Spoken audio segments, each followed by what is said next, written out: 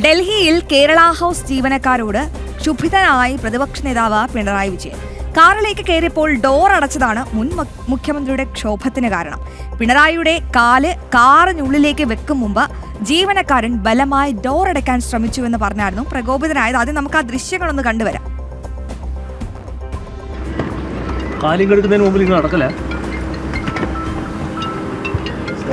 നിങ്ങൾക്ക് ന്യൂസ് വേണോ എന്നിട്ട് വാതിലടക്കല്ലോ.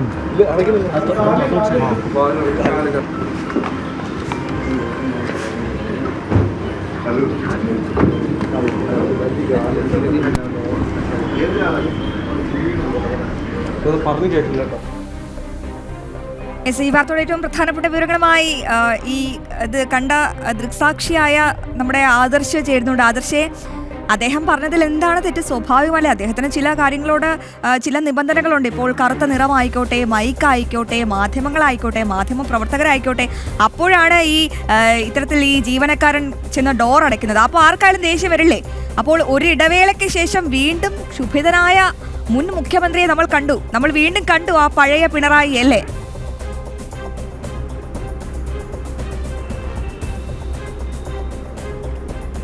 അശ്വതി, മുൻ മുഖ്യമന്ത്രിയും നിലവിലെ പ്രതിപക്ഷ നേതാവുമായ പിണറായി വിജയൻ ക്ഷോഭിച്ചു എന്നുള്ളത് യാഥാർത്ഥ്യം തന്നെയാണ്. ആ ദൃശ്യങ്ങളിൽ കാണുന്നത് പോലെ തന്നെയാണ് അദ്ദേഹത്തിൻ്റെ ഭാഗത്തു നിന്നും ഒരു ക്ഷോഭ പ്രകടനം ഉണ്ടായത്. അതിൽ അദ്ദേഹം തന്നെ പറയുന്നുണ്ട് കൃത്യമായിട്ട്, അദ്ദേഹത്തിൻ്റെ കാല് ഈ കാറിൻ്റെ വെളിയിലായിരുന്നപ്പോഴാണ് ജീവനക്കാരൻ്റെ ഭാഗത്തു നിന്നും ഡോർ അടയ്ക്കുന്നതിനുള്ള ഒരു ശ്രമമുണ്ടായത്. കാരണം മാധ്യമപ്രവർത്തകർ വളഞ്ഞു നിൽക്കുന്ന ഒരു സമയമായിരുന്നു. മാധ്യമങ്ങൾ ചില ചോദ്യങ്ങൾ ചോദിക്കുകയും ചെയ്തിരുന്നു. എന്നാൽ ഈ ചോദ്യങ്ങളോട് പ്രതികരിക്കാൻ തയ്യാറാകാതെയാണ് മുൻ മുഖ്യമന്ത്രി ഈ കാറിനുള്ളിലേക്ക് പ്രവേശിച്ചത്.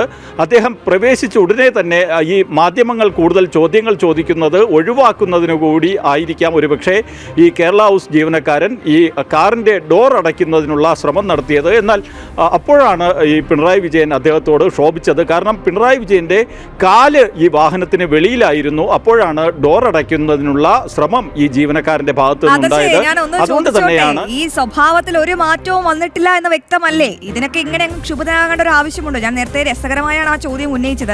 അതായത് നമുക്കറിയാം ഇതിനു മുൻപൊക്കെ പിണറായി എങ്ങനെയാണ് പ്രതികരിച്ചിരുന്നത് എന്ന്. പക്ഷേ കുറച്ചു നാളുകളായി ഒരു സംയമനമൊക്കെ പാലിച്ച് വളരെ ശാന്തനായിരിക്കുന്ന, അല്ലെങ്കിൽ KN ബാലഗോപാലിന്റെ മുൻപിലൊക്കെ വളരെ ശാന്തനായിരിക്കുന്ന ഒരു പിണറായിയെ നമ്മൾ കണ്ടിരുന്നു. പക്ഷേ വീണ്ടും പഴയ പിണറായി മാസ് പരിവേഷത്തോടെ എത്തിയിരിക്കുകയാണ്.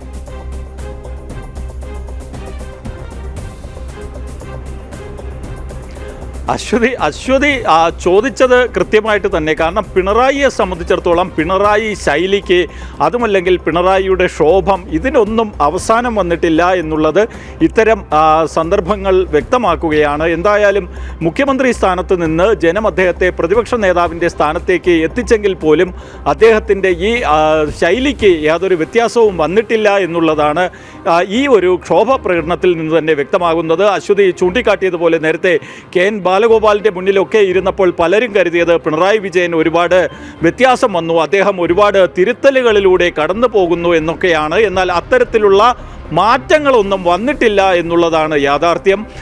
എങ്ങനെയായിരുന്നു മുഖ്യമന്ത്രി ആയിരുന്നപ്പോൾ പിണറായി വിജയൻ പെരുമാറിയത്, അതേ രീതിയിൽ തന്നെയുള്ള പെരുമാറ്റം തന്നെയാണ് അദ്ദേഹത്തിൻ്റെ ഭാഗത്ത് നിന്ന് ഇപ്പോഴും ഉണ്ടാകുന്നത്.